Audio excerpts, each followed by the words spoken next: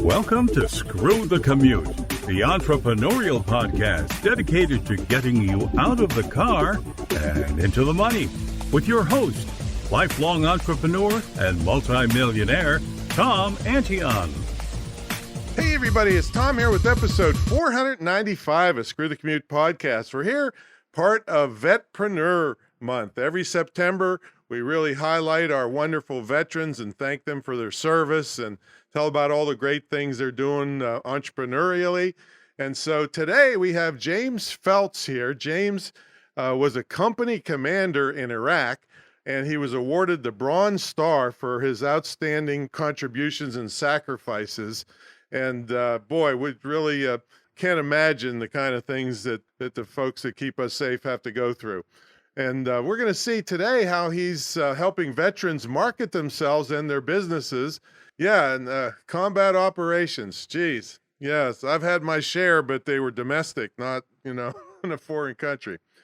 All right, so we'll bring him on in a minute.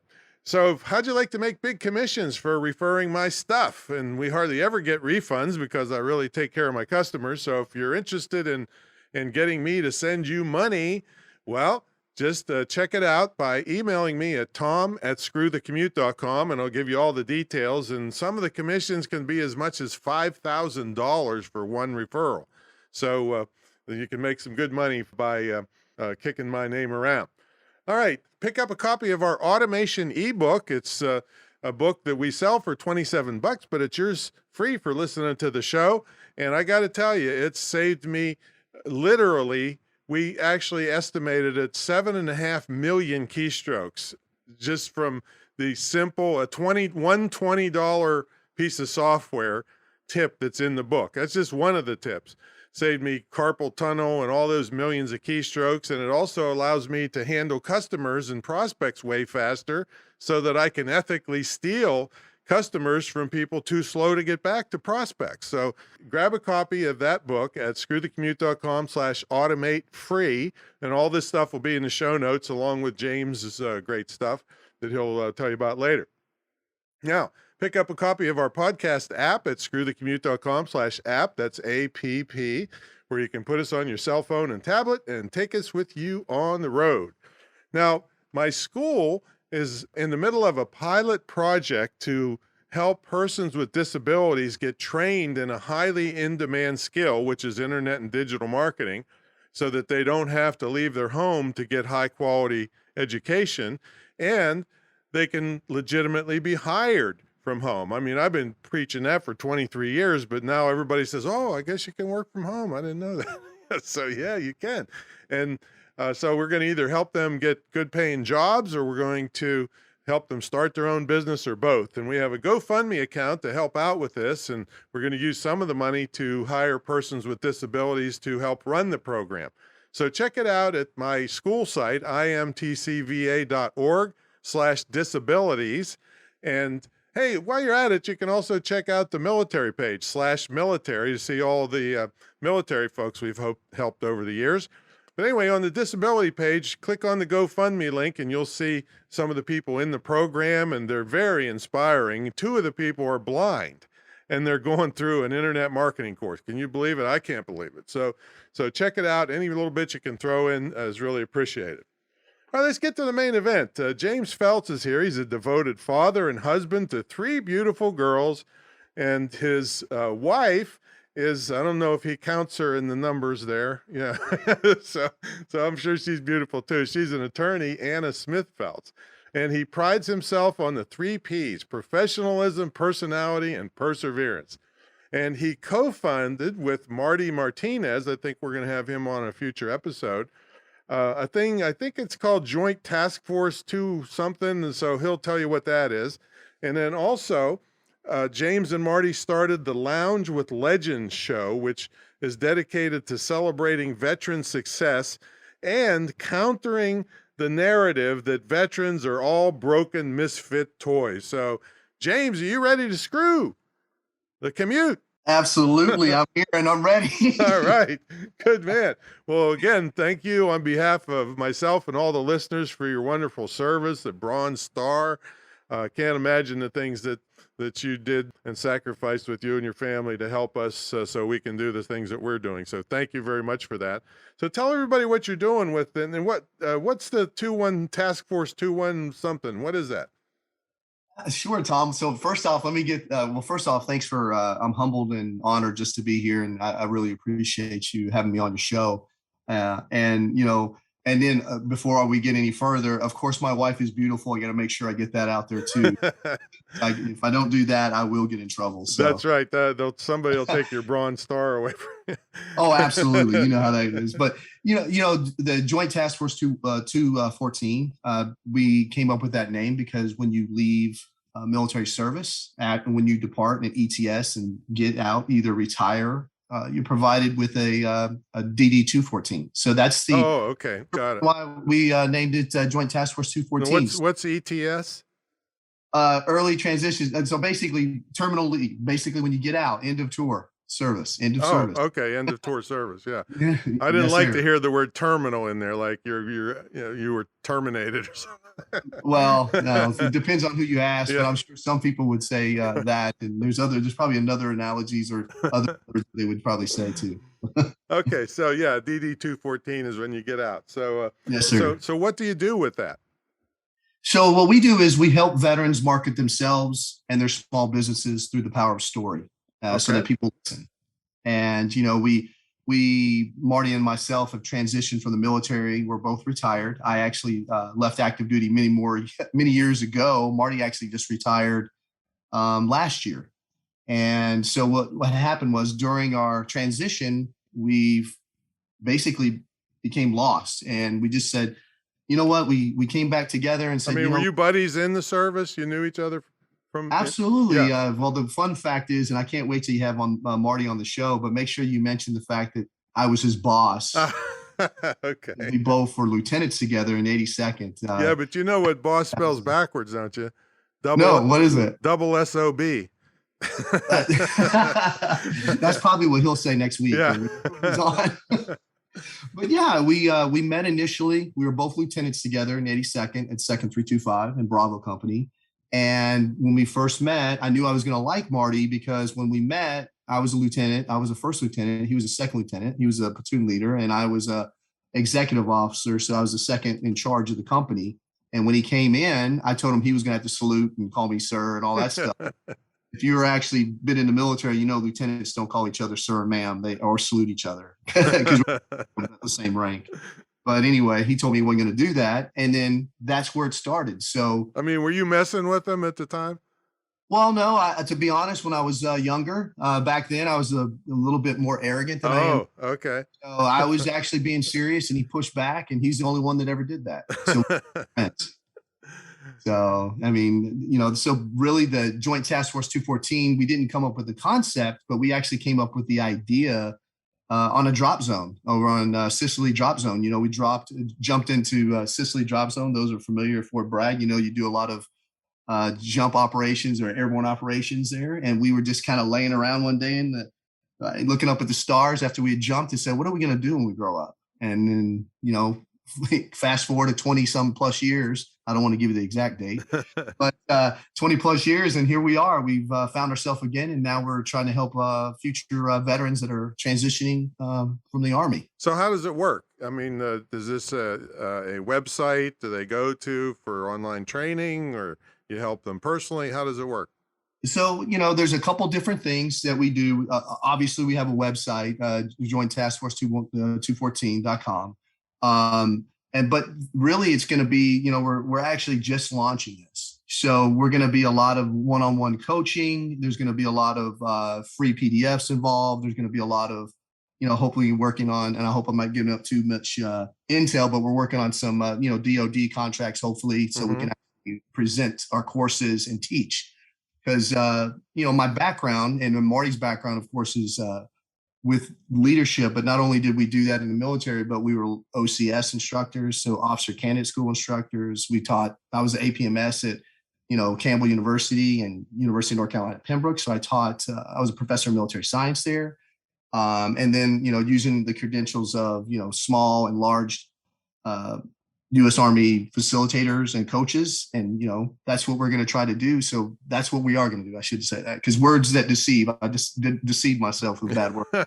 Now, you doing anything with military spouses? We will, absolutely. And, we're just focusing in right now initially on veterans and veteran spouses. And the reason why is, I feel we both feel like we know that market right. because we lived it. We know who you are because we're you. Exactly. Yeah. I just mentioned it because my school has got to deal with the DOD to give, it's called the MyCAA program for military spouses. It provides, I think, $4,000 for their training that's portable, because they're always taking crappy jobs. I'm up here in Norfolk, which, all the bases are up here, and the military spouses have to take a crappy job because everybody knows they're going to move in 2 years, and then they go somewhere else and take a crappy job. So this training is portable. So wherever they are, they don't have to go backwards every time. So that's what we're doing. But that's big. I mean, because like you said, there's a transition, usually 2 to 3 years, depending on the amount of moves that someone stay. And that's one thing about Joint Task Force 214. What we do is help your business, and most of the businesses that we are helping right now have a very strong brand or an online presence. So if you build a business that has that's online, then basically that's my advice and recommendation to those spouses or even the military veteran themselves. Build a online platform or online brand, and then it can travel with you. Yeah, and the risk is much lower. See, that's why, I've been teaching this for 23 years and been selling on the internet since it started in 1994, and the risk is much lower. If you learn what you're doing, as long as you don't get ripped off and go spend enormous amounts of money on stuff because people see you coming.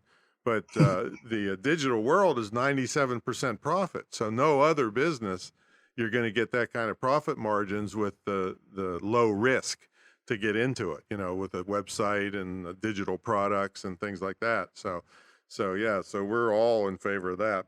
So you talked about stories, and I saw in your bio something called Story Brand. What do you mean by that? So I don't know if your listeners, are you familiar with Donald Miller, Story Brand?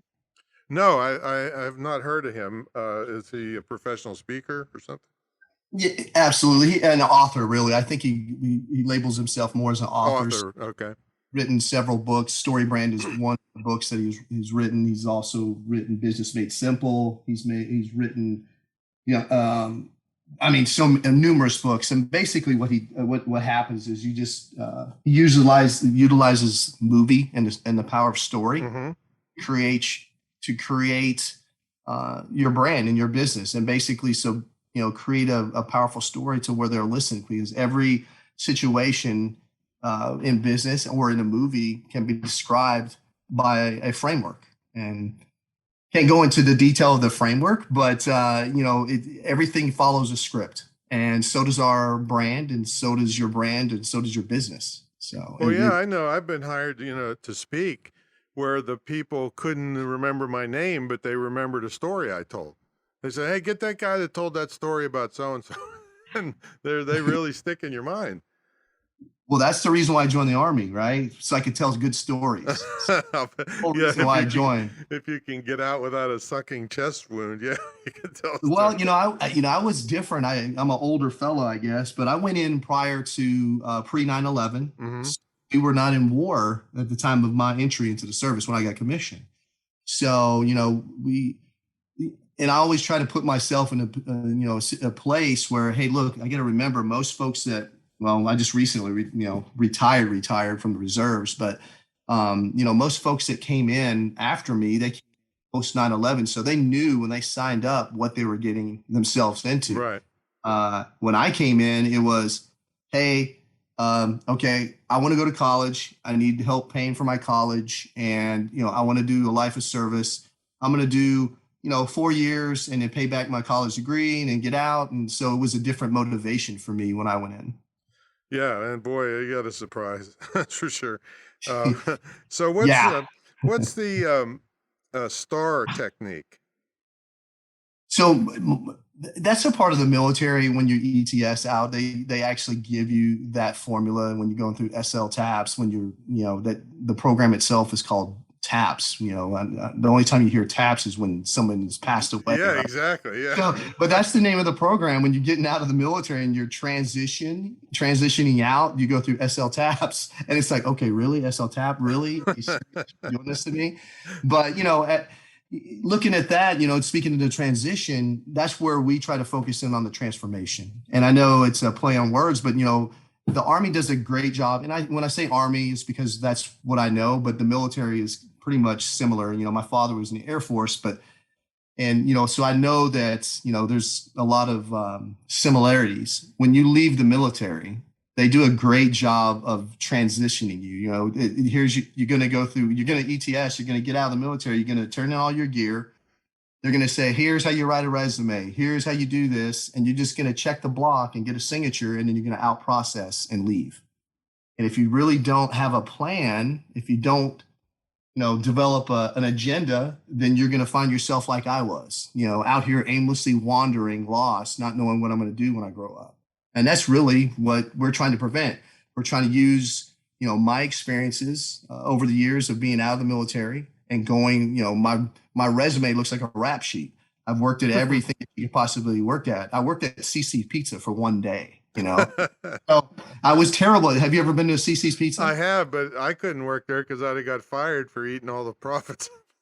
Well, luckily I didn't stay long. I was there seriously 6 hours. And what happened was I came in and I was going to be hired as the manager. So I was going to be an area manager for one of the stores it was going to be in Lumberton, North Carolina. And I went in and I knew I was in trouble because the first thing that happened when I walked in is, they open the door and they go, "Hey, welcome to CC's." I'm like, oh my God, I'm going to shoot myself if I do this every day. Well, what happened was I thought maybe that was a one-time thing. Well, it wasn't. Every single time somebody comes in to CC's Pizza, it's, "Hey, welcome to CC's." And then when they leave, what are you going to say? "Bye. Yeah. Have a great day." Yeah, come again. I'm like, oh my God, I cannot do this for 20 some odd years. So anyway, like I said, I digress. I apologize, but my experiences with civilian jobs has not always been the best. Now, see, I would have been opposite. I would have had, I had an appointment to the Naval Academy, and I went up there and visited, and I saw these people jogging to class, and yes sir, no sir, and I'm thinking, no, I'll get court-martialed the first 5 minutes. So, well, at least you figured it out early. Yeah. I didn't figure it out until it was too late. I was already, in and had a haircut. Oh yeah, I did hear another one of the vets say that, "Hey, I got a free haircut," because he had a really troubled past. He says, "Oh, at least I got a haircut and something to eat." So how did you come up with these ideas for these shows with Marty? So what happened was once again, we joined the military so we can have stories to tell. And we were sitting around and it was like, okay, and we're not knocking any other, folks that are doing what they're doing out here, but we just get tired of seeing the same old things. We get tired of seeing, the actual, depressing stories. So what we wanted to do was, hey, look, the best years of our lives is not behind us. We would like to think the best years of our lives are still, now and going forward. So what we wanted to do was, hey, let's create a platform where we can bring legends onto a show and celebrate their success outside the military, post-military. And that's really where it came about. It was like, hey, look, let's bring the folks on. We're not the legends. Marty and I are not legends. Although Marty, I've given him a title. He's starting to own it really well. He's the MOAC, Master of All Knowledge. But we just want to be able to bring a platform that celebrates veteran success through the power story. And then not only that, but make a difference in a veteran's life, because we all, and once again, I'm not throwing any shade, but 22 push-ups is great and all, but no offense, I've got 2 ruptured bicep tendons. I don't do 22 push-ups anymore. I can't do 22 push-ups. But what I can do is create a platform, a voice for other veterans to share their story with others. So therefore, someone else could hear their story, relate to them, and then make a difference. And that's really what it's about. Our mission is just to, if we can affect in a positive way one veteran a day, then we are doing what we need to be doing. So and give us an example of a story that you've highlighted on your show. So one of our episodes actually, I'm trying to think of the actual number of the show, but it was actually Lamont Christian, Sergeant Major retired Lamont Christian came on our show. And he runs an organization down in South Carolina called the Big Red Barn. And what they do down there is they bring veterans, first responders that are suffering from PTS. Now, they don't call it PTSD. They drop the D, the disorder part, and just call it post-traumatic. Mm-hmm. Because with that D, there's a label. And the only thing that makes a veteran different with that label than a school teacher is the fact that we label ourselves, mm-hmm. So we just want to put down, their PTS. But what he's done down there with help of others, he's created a warrior, with yoga, medicated ways to cope with your PTS. Mm-hmm. And that's really what he did. But his name's Lamont Christians, and his organization is called the Big Red Barn. And they are doing some amazing things down there. I was actually trying to figure out what episode it was. It was so long ago, but we've had our 24th episode now. Yeah, we'll put it in the show notes, even if we don't get it on the recording. Absolutely, here. Because anything that we can do to promote veterans and their success is key. And the reason why I bring up that story is last week I had my wife's friend, Casey. She actually reached out to me and said, "Hey, I was watching one of your shows the other day, and I remember you mentioning a facility outside of the VA that would be able to, assist someone that is suffering from PTS." And I said, "Sure, absolutely." And she just happened to catch Sergeant Major retired Lamont Christian's episode. And that memory of her just a glimpse view of it. I don't know how long she watched. Hopefully she watched the whole entire thing, but I, it's an hour long. So I'm sure that she, just tuned in for a short amount of time, but that little bit of difference is going to make an impact to someone else's life. So we were able to, I was able to link her to them. And basically she has a family member or a family friend that is going to be able to get help. And it was just from watching that episode. And that's what it's about. It's helping others, paying it forward. Yeah, boy, you should be really, really, really proud of that. That's for sure, especially with such a young show. Yeah, see big mm-hmm. things coming for you. So can you explain to us idiot civilians the family dynamics? What's your, you've got 4 beautiful women to contend with in your house. My mother had 6 boys, so it was a little bit opposite. But but the kinds of things issues that come up and the sacrifices that are made by military families. Well, I can tell you, it's first off, I'm loving being a girl dad. It's amazing. I never thought in a million years that would happen to myself, but I guess it's my friends and my father would say it's probably payback. And how old are they? I have my oldest is Jenna. She's 16. Taylor, she's 12, and then my youngest, she's 5. And guess which one's the one in charge? Yeah. Well, have you ever come to the front door when a boy was there holding any type of firearm? I tell you what, I'll pass on. I won't admit that because I might have one of my VA representatives in on the conversation. But I will tell you, my oldest daughter, she just started dating. Oh my God! In the last 6 months. And I got to meet her boyfriend, Connor. I know where you live. I know who you are. He came over to the house, and I tell you what, it was a humbling experience. And to be honest, I just looked at it like this as another opportunity for me to be mature. I kept one eye open and then one eye kind of on the television at the same time. So everything seemed legit, but I remember when I was 16, so I'm sure that I probably didn't catch everything. But it's weird that it's not weird. I'm glad that you mentioned the dynamics of actually a military family, and I tell you, that's been my biggest struggle and one of my biggest guilts. For myself, my 2 oldest daughters were actually from my previous marriage, so. Okay. My youngest daughter is with my wife now, Anna, and So with my first two born, or first two daughters, um, I had them right when I was going to Iraq as a company commander. Oh, gee. Yeah. And what happened was at that time, I thought I had joined the National Guard thinking that I was going to get deployed. Well, you know what? That was a bad idea. So anyway, I ended up being in the 30th Brigade in the North Carolina National Guard. And I ended up, I don't know how this happened, but I ended up on an 18-month deployment when you added in the train up. Because, in the National Guard, you got to train up before you get ready to actually go into theater. So I was gone for 18 months. Oh, my God.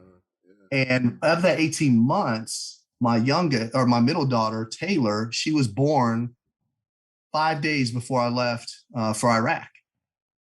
And I could remember, coming back. Well, I can remember when we were deployed, you could do Skype. At the time, they didn't have FaceTime. They had Skype. So we would Skype. And I can remember she was a baby. And when I get back, she's 2 years old. Basically, she's about 2 years old when I get back, and she didn't want to have anything to do with me. Oh, boy. And that's the part that was painful. And to this day, and then my ex-wife and I, we were divorced, but to this day, the guilt being away from my oldest daughter and my middle daughter haunt me every day. Okay. That's my biggest regret in life. I feel like because that's the number one thing you can't get back is time. And for those 18 months, I'm away from them. And to this day, I feel like I'm still trying to play catch up to make up for the 18 months gone. Yeah, I can't imagine. So the only advice I have for you is have 8 or 10 more kids, and then don't do it with them. So I hope my wife's not listening right now. Go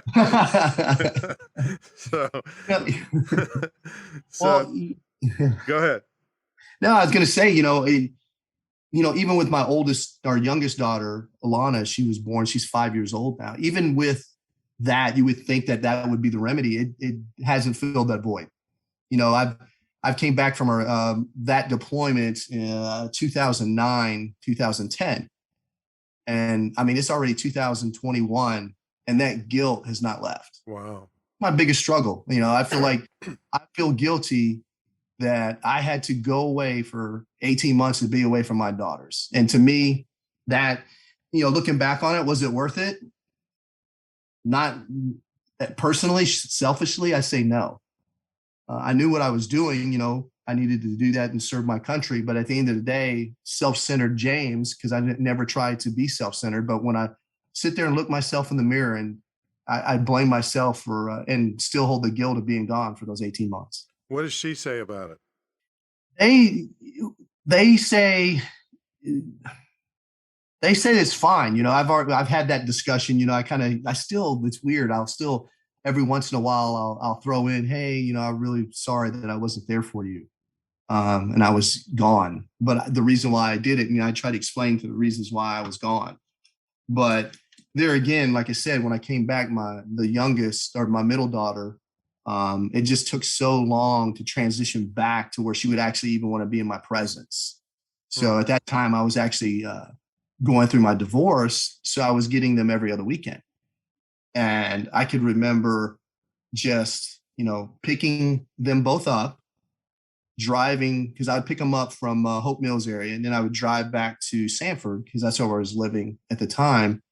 And by the time I got to Sanford, Taylor, my middle daughter, would be bawling and crying, asking for her mother and begging me to take her home. And I was like, I would try to keep her. And then ultimately for about probably the first 6 or 7 months, I was just turning back around and taking her back to her mother. And that was painful. Talk about, here I am, an airborne ranger, 11 Alpha infantry officer, thinking I'm a door kicker. And then I'm finding myself in the, doing the crying man in the shower, I get it. I'm sitting here because my middle daughter doesn't want to have anything to do with me. So anyway. Well, I'll tell you what, multiply that story by probably millions of people that have done sacrifices, and it just infuriates me when people don't give you all the respect that you deserve for doing what you've done for us. And just that's why I'm doing this. And I'm not in the service or not a veteran, but boy, I just want you to know there's loads of us out here that appreciate you for doing that kind of thing. And I appreciate that. I mean, and it means a lot that you're doing this. And that's why I really appreciate you, because, you're bringing on so many veterans right now. And, just letting them be heard, and well, actually, I shouldn't say heard, letting people actually listen to their story is where the power is. And I appreciate you letting them come on and share the stage with you. Cause I mean, that's huge. To me, that's giving back. So I really do appreciate it. Yeah, it's more than my pleasure. So tell everybody how they get a hold of you and how they check all this stuff out, and if they know somebody that probably should meet you, how they get a hold of you. Well, there's a couple different ways. You can go on LinkedIn, obviously. My name's James A. Felts on LinkedIn. You can find me on Facebook, James A. Felts as well. You can find Marty and myself on Facebook, Joint Task Force 214. You can find us on Facebook with Lounge with Legends. You can find us on YouTube with Lounge with Legends. And you can find us on E360 TV, because Lounge with Legends streams every Wednesday at 12 o'clock Eastern on E360 TV channel. And we stream there, and our shows there to celebrate veterans and their success and how they're legends. That's a beautiful thing you're doing, man. Like I said, you should be proud of yourself and and hang in there. I think when those girls get older, they'll be more mature enough to see the kind of things that their dad did for them. So good man. Thanks for coming on. I appreciate it, Tom. Thank you so much. And like I said, honored and humbled to be here. Well, thank and you. the thing is, now I don't have to bother with Marty since I've had you, because obviously he's substandard. So Marty's the MOAC. I don't know. The reason why I went first, he's the cleanup hitter. So and you definitely enjoy him for sure. Yeah, but you were his boss. I'll make sure to make that clear to you. Airborne. All right. Thanks so much, man. Hey, everybody. We're in Vetpreneur Month all September, so make sure you check back to hear the stories of all these wonderful people and what they've been doing for us. All right, we'll catch you on the next episode. See you later.